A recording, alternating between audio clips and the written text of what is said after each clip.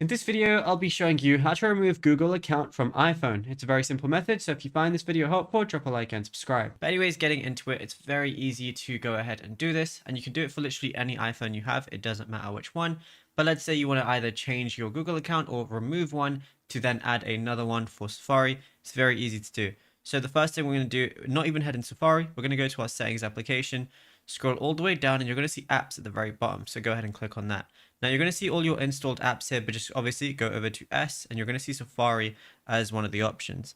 Once you're here, go ahead and scroll down. You're going to see a lot of different things, but you're going to see new profile. It says profile allows you to keep browsing separated, and you can set the different profiles up and everything. So let's just say, I want to type this one as like Google main, anything like that. I could go to that.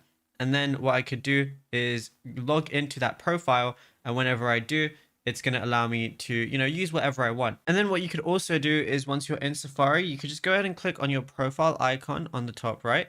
And then you're going to see sign out of all accounts as one of the options, even if you're logged into multiple. So what you want to do is press sign out of all accounts and then just sign into the main one you want to use. And then for one, it's all going to be removed.